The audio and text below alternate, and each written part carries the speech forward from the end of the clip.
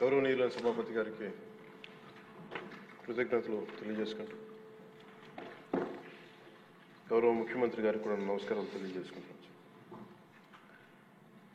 GST సంస్కరణ మీదుగా ఆంధ్రప్రదేశ్ శాసనసభలో జరుగుతున్న ఈ చర్చలో భాగంగా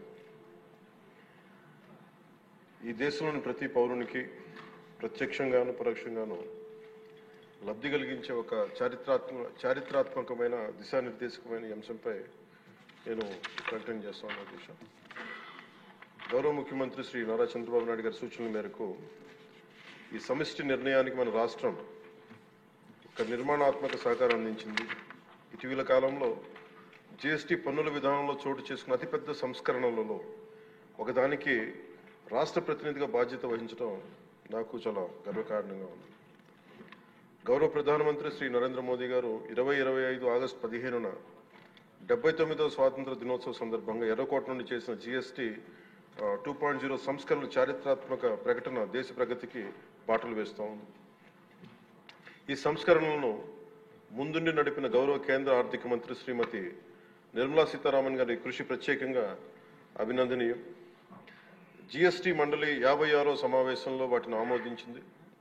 గౌరవ ముఖ్యమంత్రి శ్రీ నారా చంద్రబాబు నాయుడు గారి రాష్ట్ర ఆదాయాలకు ప్రత్యేకించి అనేక సందర్భాల్లో ముఖ్యంగా జిఎస్టీ వచ్చిన తర్వాత గౌరవ ముఖ్యమంత్రి గారు ఒక సందర్భంలో అన్న మాటలు రాష్ట్ర ఆదాయాలకి నష్టం కలుగుతున్నప్పటికీ కూడా సామాన్యుల ప్రయోజనాల కోసం విధానాన్ని మనం బలంగా సమర్థించాలని చెప్పి ఈరోజు వారు కూడా దీన్ని బలంగా సమర్థించారు. అధ్యక్షతని ఎందుకంటే మనకి ఆర్థిక ఆటుపోట్లని చూస్తూ కూడా వచ్చే ఆదాయం తగ్గిపోతున్న జిఎస్టీ సంస్కరణల వల్ల, కానీ దాన్ని ఇంకొకలాగా దాన్ని ఎలా పూడ్చుకోవాలని తెలిసి ఆయన ముందుండి దీన్ని మద్దతు తెలిపినందుకు వారికి నా కృతజ్ఞతలు తెలియజేస్తాను.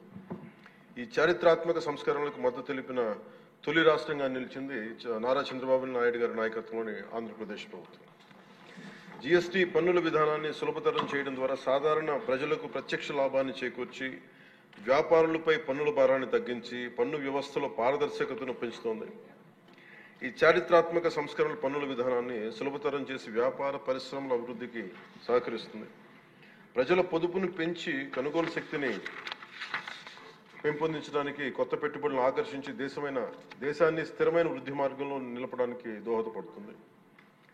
జిఎస్టీ రేట్ల సరళీకరణ ద్వారా ప్రజలు అధికంగా ఉపయోగించే వస్తువులు సేవలకు డిమాండ్ పెంచి ఉత్పత్తిని విస్తరించి కొత్త పెట్టుబడులను ప్రోత్సహిస్తుంది.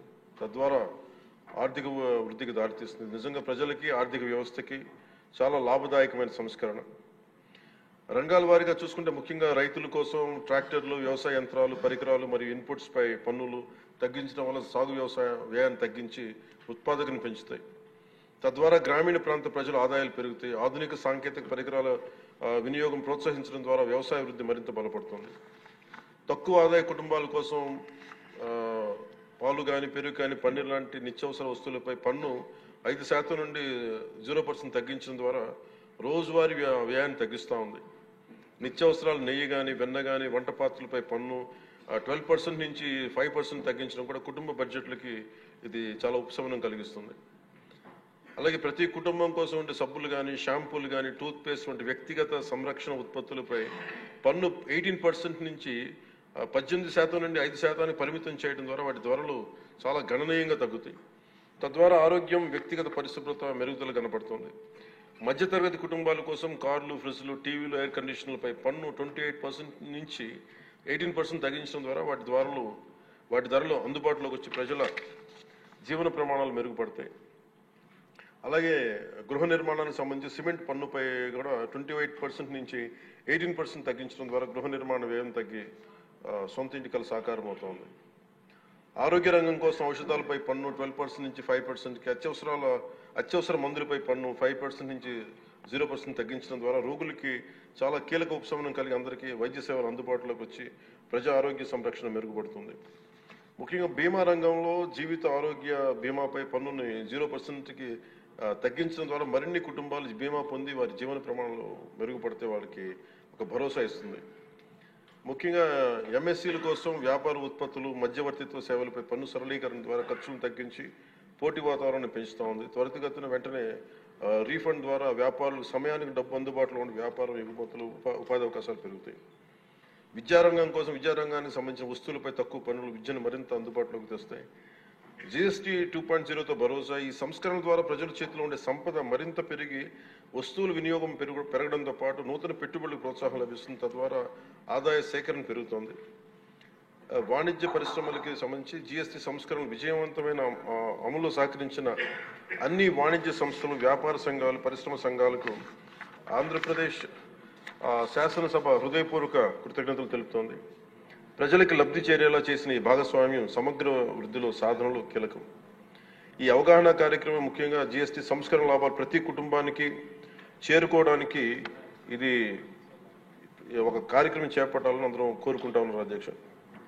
జిల్లా నుంచి గ్రామ స్థాయి వరకు ఈ అందరికీ తెలిసేలాగా మరింత ఏమేమి తగ్గుతాయి, ఏవి బెనిఫిట్స్ ఉన్నాయి, ఇవన్నీ ప్రజలందరికీ తెలియజేసే ఒక కార్యక్రమం ఖచ్చితంగా రూపొందించాలి. దాని మీద మేము కోరుకుంటా ఉన్నాం.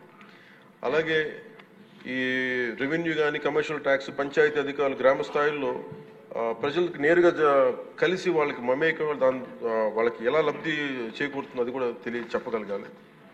పరస్పర అవగాహనతో పాటు పలు మీడియా వేదికల ద్వారా విస్తృత ప్రచార కార్యక్రమాలు చేపట్టాల్సిన అవసరం ఉంది. ఈ కార్యక్రమం ప్రధాన లక్ష్యం ప్రతి కుటుంబం జీఎస్టీ సంస్కరణ గురించి తెలుసుకుని వాటిని లాభాలు పొందాలని మనస్ఫూర్తిగా కోరుకుంటూ ఆంధ్రప్రదేశ్ ప్రభుత్వం ఈ చారిత్రాత్మక మార్గదర్శక సంస్కరణను ఆహ్వానిస్తూ ప్రజల ఆర్థికాభివృద్ధి కోసం వాటి విజయవంతమైన అమలుకు సంపూర్ణ మద్దతు ప్రకటిస్తోంది. థ్యాంక్ యూ అధ్యక్ష. జై.